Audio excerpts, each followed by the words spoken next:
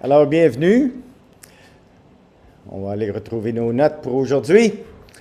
Nous sommes toujours dans le livre de la Genèse. Nous avons aujourd'hui dans le livre de la Genèse et la semaine prochaine, le Seigneur voulant, et nous allons terminer nos études sur la Genèse ensemble.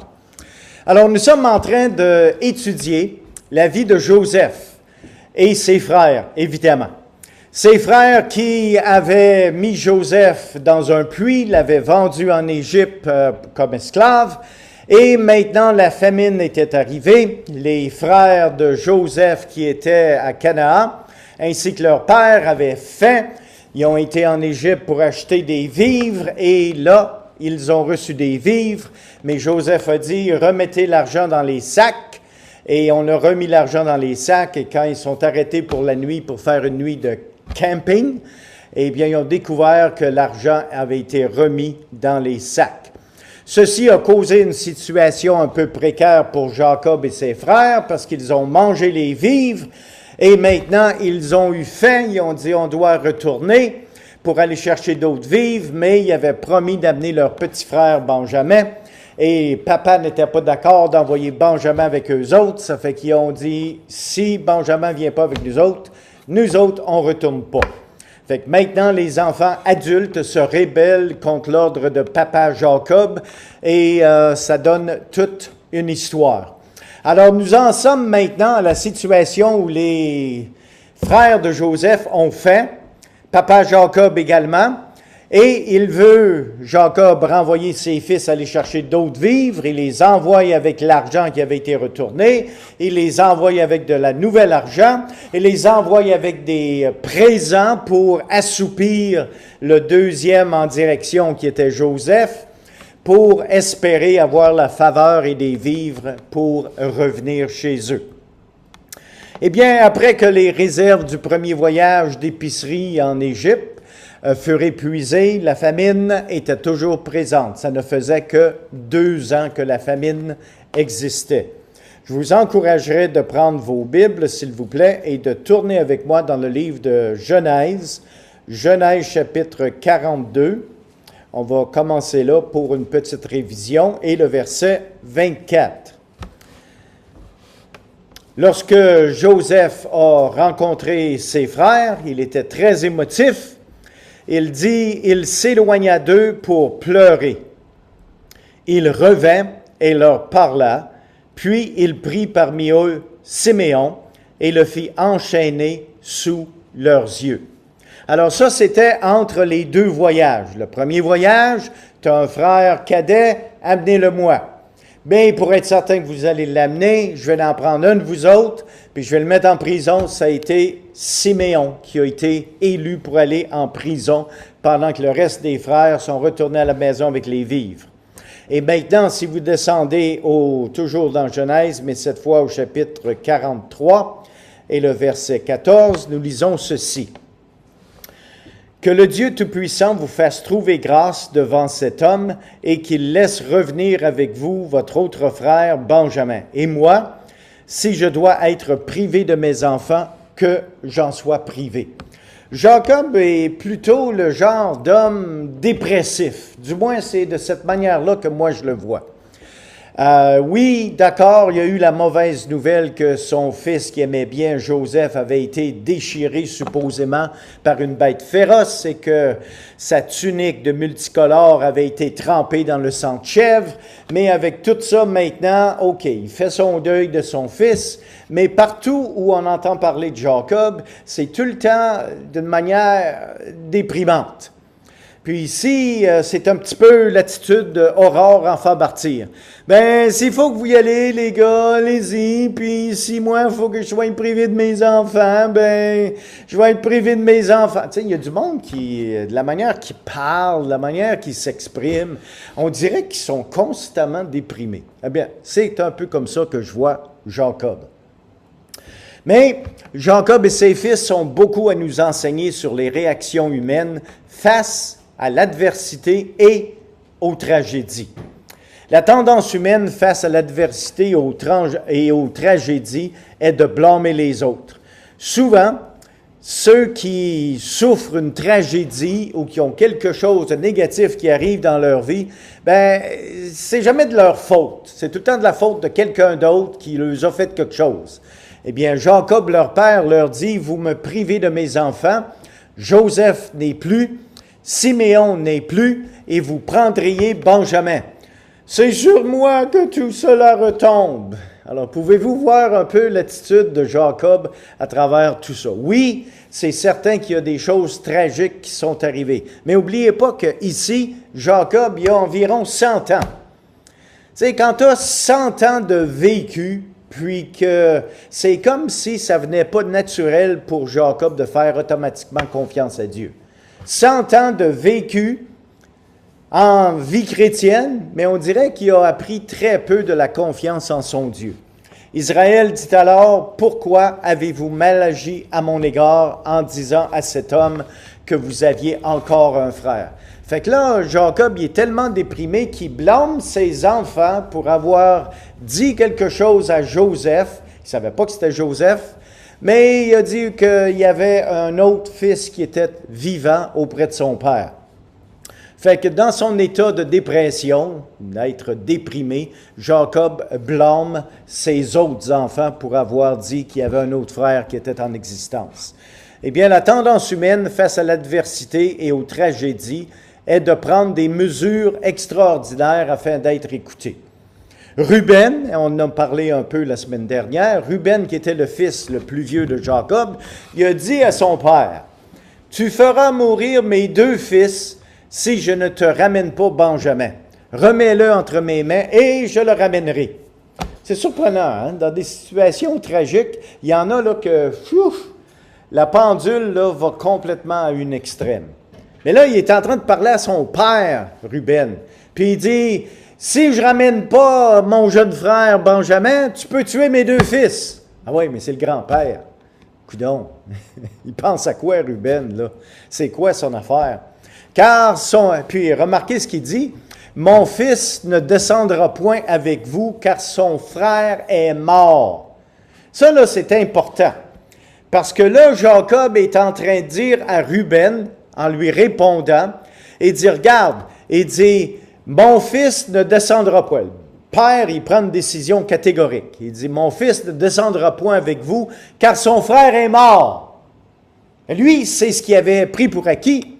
Mais là, il faut comprendre que les autres frères qui l'avaient mis dans un puits puis qui l'avaient vendu en Égypte, là, il aurait dû confesser.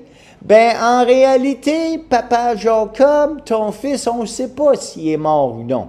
Voici ce qu'on a fait. On l'a vendu en Égypte comme esclave.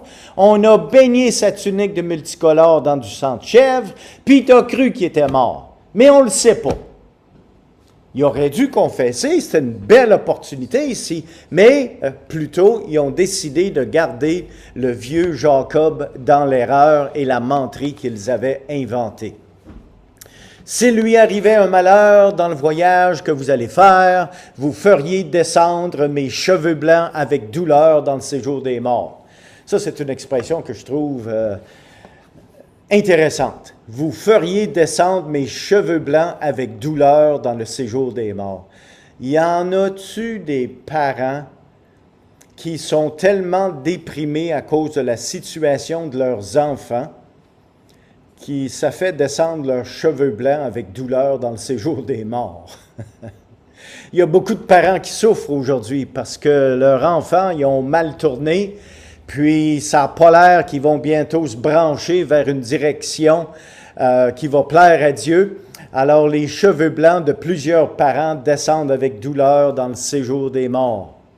Mais un autre élément que nous trouvons par application ici, c'est que la tendance humaine face à l'adversité et aux tragédies est de procrastiner et de remettre à demain les décisions qui doivent être prises aujourd'hui.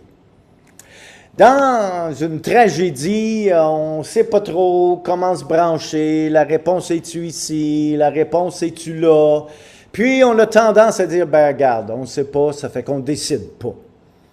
Eh bien, dans le texte des Saintes Écritures, il est dit clairement que la famine s'appesantissait sur le pays. Quand ils eurent fini de manger le blé qu'il avait apporté d'Égypte lors de du premier voyage, Jacob dit à ses fils, « Retournez, achetez-nous un peu de vivres. » Judas lui répondit, « Cet homme nous a fait cette déclaration formelle, « Vous ne verrez pas ma face à moins que votre frère ne soit avec vous. Si donc tu veux envoyer notre frère avec nous, nous descendrons et nous t'achèterons des vivres. Mais si tu ne veux pas l'envoyer, nous ne descendrons point. » Hey, les enfants adultes qui déobéissent aux parents. Wow, c'est intéressant ici. « Car cet homme nous a dit, vous ne verrez pas ma face à moins que votre frère ne soit avec vous. » Eh bien, un autre élément qui se déroule lorsque le peuple de Jacob, c'est-à-dire de Jacob et ses enfants sont en train de continuer de vivre une vie de mensonge. Quatrièmement, la tendance humaine face à l'adversité et aux tragédies est de trouver une solution humaine à nos problèmes plutôt que de s'en remettre à Dieu.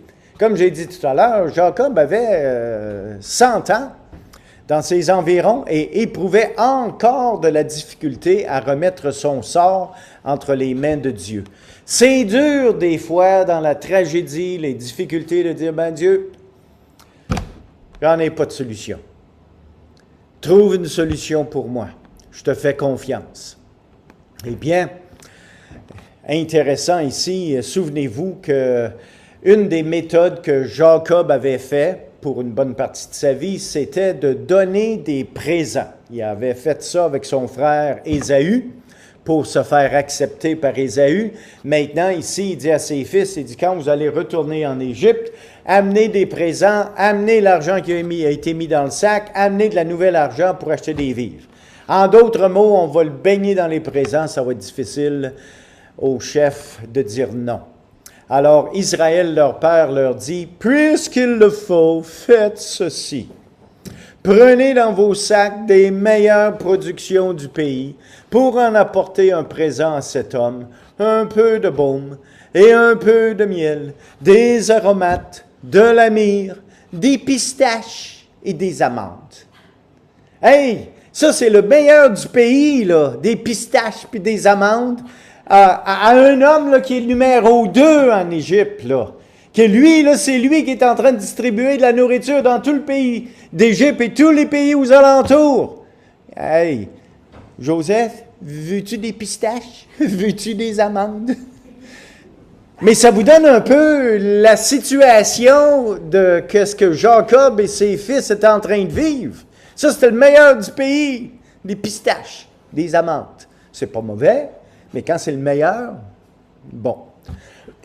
Alors, les frères de Joseph entreprenaient maintenant leur deuxième voyage en Égypte avec leur sac vide, leur argent du premier voyage et pour le deuxième voyage et leur présent pour le premier ministre d'Égypte. Mais ces frères qui auraient dû se réjouir de la protection de Dieu avaient une pesanteur extraordinaire sur leur épaule à cause d'un problème de conscience qui les avait suivis depuis longtemps.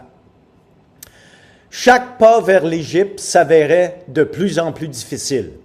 Le fardeau d'anxiété s'appesantissait sur eux lorsqu'ils s'approchèrent d'Égypte parce qu'ils ne pouvaient pas envisager la réaction du premier ministre du pays.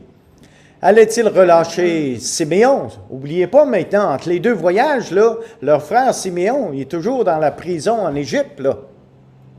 Allait-il leur permettre de retourner vers leur père en paix? Ou allait-il tous les mettre en prison ou les vendre comme esclaves? Les frères étaient tellement tracassés par leur conscience qu'ils recevaient les bontés de Joseph avec de grands soupçons. Vous savez, quand votre conscience vous accuse de quelque chose que vous avez fait, que vous n'avez pas pris soin, c'est facile aux soupçons d'entrer dans votre cœur, dans votre pensée. C'est exactement ce qui est en train d'arriver avec les frères ici. Les soupçons s'installent toujours dans la pensée d'un individu qui a de bonnes raisons de se culpabiliser. La Bible dit, dans Genèse 43, 18, Ils eurent peur lorsqu'ils furent conduits à la maison de Joseph et ils dirent, ben là, ils ont peur, ils ont tellement peur, ils soupçonnent tellement que là, ils sont en train de s'en compter des bonnes. Ils sont en train de se faire peur, puis en train de supposer des choses. Puis on dit, c'est à cause de l'argent remis l'autre fois dans nos sacs qu'on nous emmène. C'est pour se jeter sur nous, se précipiter sur nous, et c'est pour nous prendre comme esclaves et s'emparer de nos ânes. Ben, nos ânes qui ont le dos rempli de pistaches puis d'amandes. Ils veulent nos ânes en plus des pistaches puis des amandes. Et que ça va mal. Mais là, ils sont en train de penser à tout ça, puis c'est même pas arrivé, mais ils pensent au pire. C'est les choses qui arrivent quand votre conscience vous attaque et que vous n'avez pas pris soin de ces choses dans votre vie passée. Dans Genèse 44, versets 1 à 17, Benjamin est arrêté. Wow! Là, ils sont arrivés, là. Puis regardez dans Genèse, chapitre 44, et le verset 1 à 4. Joseph donna cet ordre à l'intendant de sa maison. Remplis de vivres les sacs de ces gens autant qu'ils pourront porter, et mets l'argent de chacun à l'entrée de son sac. Tu mettras aussi ma coupe, la coupe d'argent, à l'entrée du sac du plus jeune, avec l'argent de son blé. L'intendant fit ce que Joseph lui avait ordonné. Le matin, dès qu'il fut jour, on renvoya ces gens avec leurs armes.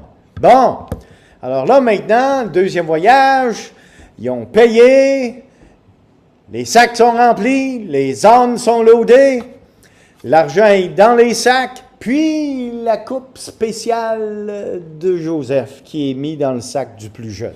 Bon.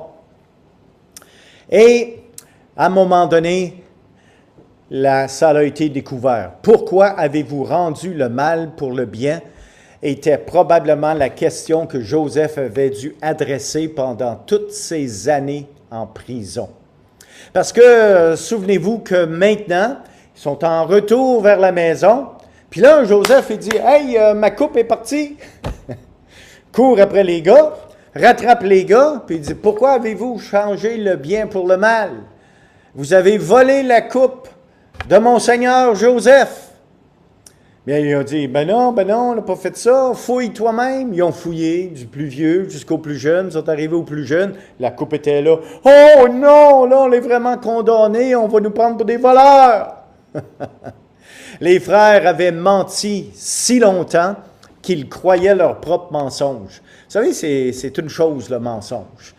Quand quelqu'un raconte le même mensonge pendant plusieurs fois, pour plusieurs années, bien, éventuellement, c'est devenu la vérité pour eux autres. Ça, c'est intéressant, parce que, vous voyez, ils avaient menti concernant leur frère, qu'est-ce qu'ils avaient fait avec, puis maintenant, c'était comme, ça faisait partie de la discussion normale de la vie. Mais c'était toujours un mensonge. Eux-mêmes commençaient à croire leur propre mensonge. Regardez au chapitre 44 et descendez au verset 18. Verset 18 du texte. Alors Judas s'approcha de Joseph et dit, non, maintenant, ils les ont ramenés avec leurs ânes, avec le blé, avec leur argent, avec la coupe. Puis là, Judas a dit ceci. Mais Judas, là, si vous vous rappelez de l'histoire, c'est Judas qui a eu l'idée de vendre Joseph comme esclave en Égypte pour de l'argent. Puis là, Judas, là, il est en train de se vendre lui-même à Joseph pour rien. C'est intéressant quand même, cette histoire. Alors, Judas s'approcha de Joseph et dit, « De grâce, mon Seigneur, que ton serviteur puisse faire entendre une parole à mon Seigneur et que sa colère ne s'enflamme point contre ton serviteur, car tu es comme Pharaon. » Hey, si vous le flattez assez fort, le gars, il va peut-être vous écouter. « Mon Seigneur a interrogé ses serviteurs en disant, « Avez-vous un père ou un frère? » Nous avons répondu, « Nous avons un vieux père et un jeune frère, enfant de sa vieillesse. Cet enfant avait un frère qui est mort. » Oh! Maintenant, Judas croit tellement à son mensonge qu'il prend pour acquis que c'est la vérité. Joseph est mort. Vous voyez maintenant comment le mensonge, répété pendant plusieurs fois et plusieurs années, devient la vérité pour ceux qui l'ont premièrement raconté.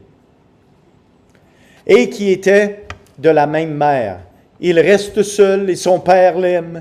Tu as dit à tes serviteurs, fais-le descendre vers moi, que je le voie de mes propres yeux. Nous avons répondu à mon Seigneur, l'enfant ne peut pas quitter son père. S'il le quitte, son père mourra. Tu as dit à tes serviteurs, si votre jeune frère ne descend pas avec vous, vous ne reverrez pas ma face. Lorsque nous sommes remontés auprès de ton serviteur, mon père, nous lui avons rapporté les paroles de mon Seigneur. Notre père a dit, retournez, achetez-nous un peu de vivres. Nous avons répondu, nous ne pouvons pas descendre, mais si notre jeune frère est avec nous, nous descendrons, car nous ne pourrons pas voir la face de cet homme, à moins que notre jeune frère ne soit avec nous. Ton serviteur, notre père, nous a dit, vous savez que ma femme m'a enfanté 2 fils. L'un était sorti de chez moi. Je pense qu'il a été sans doute déchiré, car je ne l'ai pas revu jusqu'à présent. Si vous me prenez encore celui-ci et qu'il lui arrive un malheur, vous ferez descendre mes cheveux blancs avec douleur dans le séjour des morts. Maintenant, si je retourne auprès de ton serviteur sans mon père, sans voir avec nous l'enfant à l'homme duquel son âme est attachée, il mourra en voyant que l'enfant n'y est pas. Et ses serviteurs feront descendre avec douleur dans le séjour des morts les cheveux blancs de ton serviteur. Car ton serviteur a répondu pour l'enfant en disant à mon père, si je ne le ramène pas auprès de toi, je serai pour toujours coupable envers mon père. Permets donc, je te prie, à ton serviteur de rester à la place de l'enfant comme esclave de mon Seigneur, et que l'enfant remonte avec ses frères. Eh bien, Judas qui a dit, hey, il y a de l'argent à faire. Il y a de l'argent à faire, on va le sortir du puits, puis on va le vendre comme esclave en Égypte. Puis là, lui, Judas, il était en train de se vendre lui-même pour rien à son propre frère Joseph. Wow! Eh bien, Judas, qui avait suggéré cette idée, est maintenant en train de suggérer l'idée de devenir l'esclave de Joseph. Un profit qui est acquis par une action illégitime résultera toujours par une faillite spirituelle. Galates chapitre 6, versets 7 et 9 nous dit ceci. « Ne vous y trompez pas, on ne se moque pas de Dieu. Ce qu'un homme aura semé, il le moissonnera aussi. » À tous les jours, chacun de nous, on sème. On sème quelque chose, soit le bien ou le mal.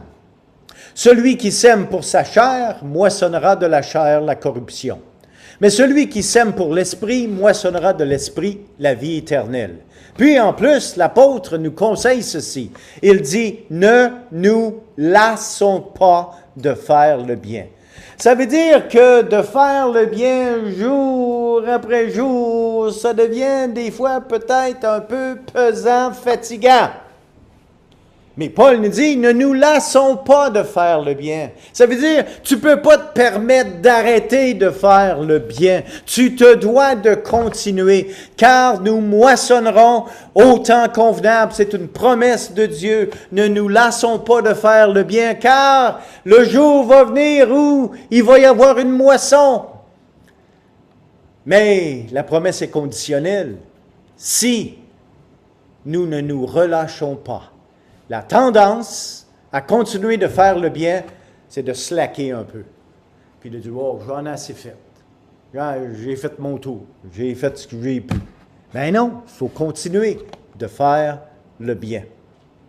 Et ceci est basé sur un autre passage de l'Ancien Testament dans le livre de Nombres, chapitre 32, verset 23, qui nous dit, « Mais si vous ne faites pas ainsi, vous péchez contre l'Éternel, sachez que votre péché vous atteindra. » Il y a quelque chose qui est une vérité en ce qui concerne le péché, et bâti à travers ou à l'intérieur du péché est toujours quelque chose qui va se produire à la fin qu'on n'aimera pas. Eh bien, Joseph explique le plan de Dieu à ses frères au milieu de ses épreuves. Et c'est ce que nous avons lu tout à l'heure. Le plan de Dieu pour votre épreuve ne sera peut-être jamais révélé sur terre. Parce qu'au chapitre 45 de Genèse, et le verset 5, nous lisons ceci. Maintenant, ne vous affligez pas et ne soyez pas fâchés de m'avoir vendu pour être conduit ici, car c'est pour vous sauver la vie que Dieu m'a envoyé devant vous. Voilà 2 ans que la famine est dans le pays, et pendant 5 années encore, il n'y aura ni labeur ni boisson. Dieu m'a envoyé devant vous pour vous faire subsister dans le pays et pour vous faire vivre par une grande délivrance. Ce n'est donc pas vous qui m'avez envoyé ici, mais c'est Dieu. Hey, c'est toute une révélation. Joseph aurait bien pu dire, mais tabarouette, vous autres, là, vous m'avez mis dans un puits, vous m'avez vendu comme esclave en Égypte. Puis là, moi, je suis fâché, là, ça m'a frustré, puis j'ai souffert. Mais non, Joseph, il a finalement compris le plan de Dieu. Malgré la souffrance, les difficultés, la honte, les situations indésirables et inconfortables, il a compris que Dieu l'avait envoyé d'avance pour sauver un peuple. C'est ça qui arrive quand on fait confiance à Dieu plutôt que de se concentrer sur nos situations indésirables et difficiles. Dieu est glorifié par nos souffrances. J'aimerais qu'on puisse regarder à 2 Corinthiens chapitre 4e et le verset 17 et 18. Car nos légères afflictions du moment présent. Avez-vous des afflictions? Du moment présent, là, ça veut dire des afflictions sur terre, parce que sur terre, là, c'est temporaire. Mais quand c'est temporaire, on peut être affligé pareil. Car nos légères afflictions du moment, qu'est-ce que ça fait des afflictions légères du moment? Bien, ça présent produisent pour nous au-delà de toute mesure. Oh! Quelle mesure? Un poids éternel de gloire. Oh, c'est spécial. Nos souffrances, nos situations indésirables qui sont temporaires parce qu'elles sont reliées à la terre, eh bien, ça produit quelque chose d'éternel. Un poids éternel.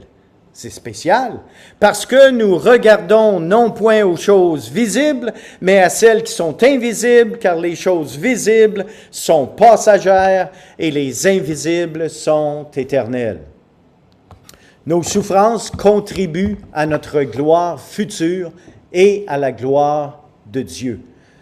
Alors la question qui se pose ce matin est celle-ci. Serons-nous des poids lourds dans notre gloire future ou des poids plumes?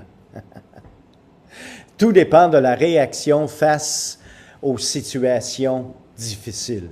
Alors, planifions de nous réjouir dans nos souffrances, vu que celles-ci porteront des fruits éternels, plutôt que de nous plaindre.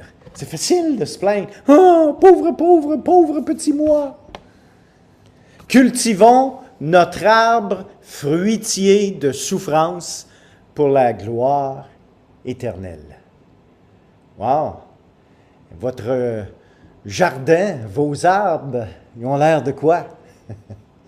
Ah, bien, à un moment donné, il faut aller faire un petit peu de prunage, aller tailler des feuilles, des petites branches, enlever ceux-là qui ne produisent pas. Eh bien, cultivons nos arbres fruitiers de souffrance pour la gloire de Dieu. Joseph pardonne à ses frères. Dans leur péché, les frères de Joseph ont volé sa tunique, mais dans sa grâce et son amour pour ses frères, Joseph a donné de nouveaux vêtements à ses frères. Toujours dans le livre de la Genèse, au chapitre 45 et au verset 22, nous voyons ceci. Il leur donna à tous des vêtements de rechange. Hey, ils s'en vont voir papa Jacob avec des ânes chargés de nourriture, chargés d'argent. Alors, pourquoi pas leur donner des vêtements de rechange? Et il donna à Benjamin 300 sicles d'argent et 5 vêtements de rechange. Wow!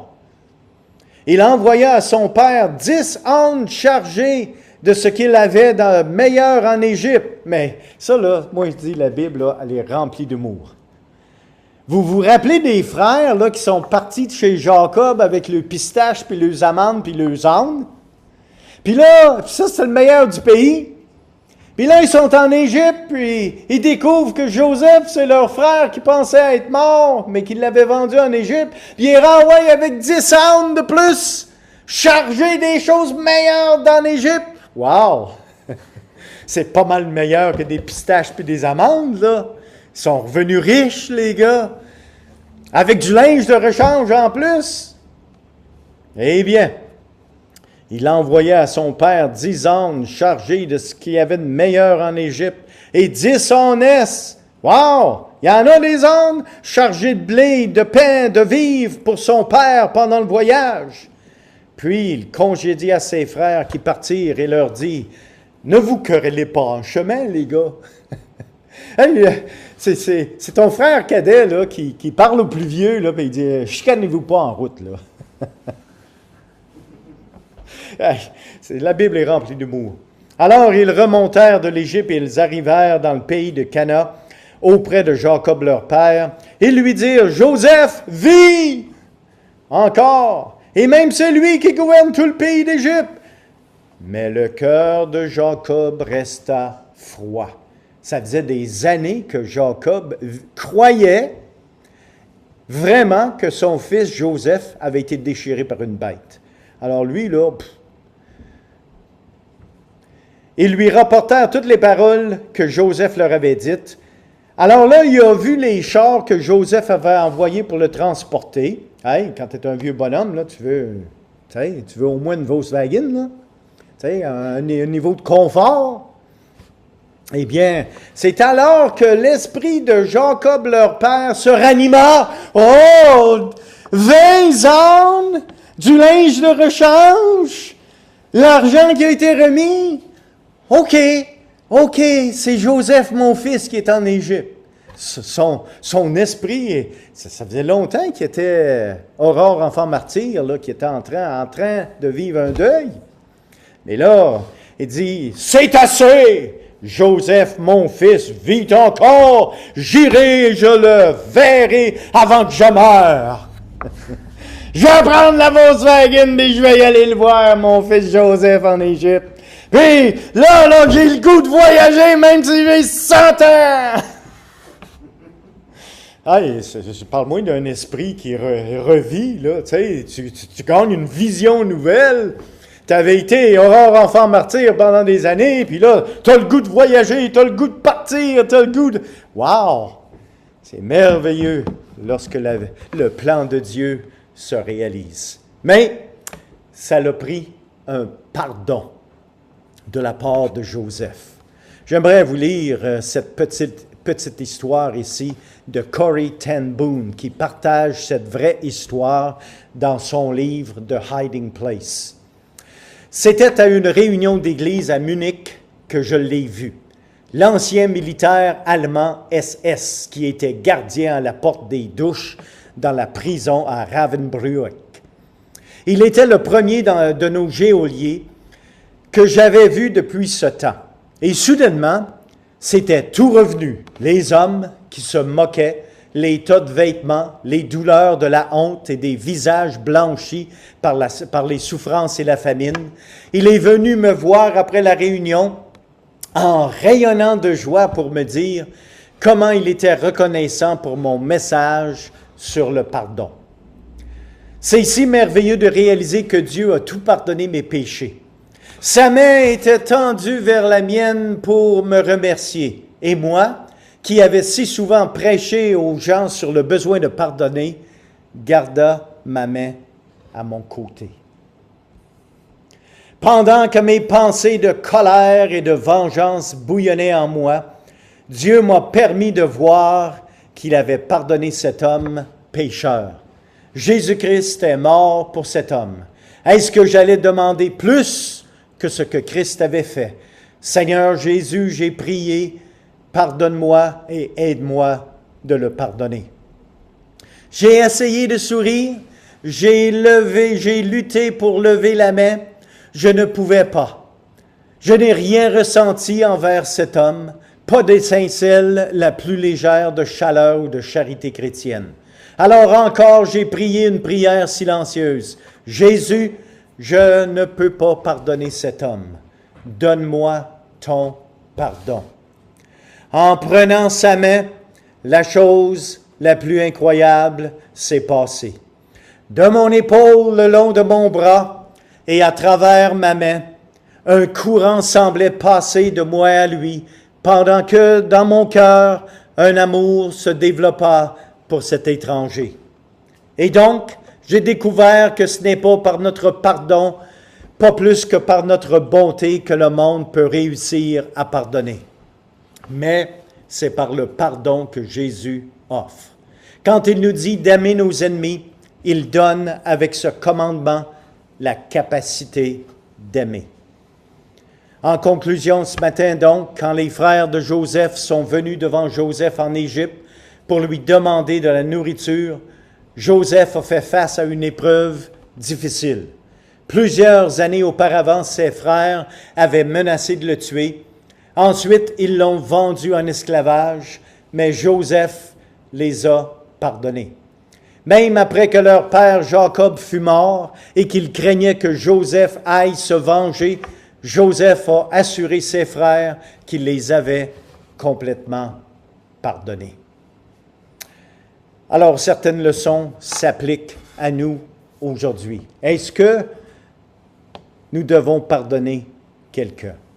Mais ensuite, est-ce qu'il y a eu certains mensonges que nous avons vécus que maintenant devraient être pris soin? Alors que le Seigneur vous bénisse dans l'application de sa parole dans nos cœurs. Soyez donc bénis.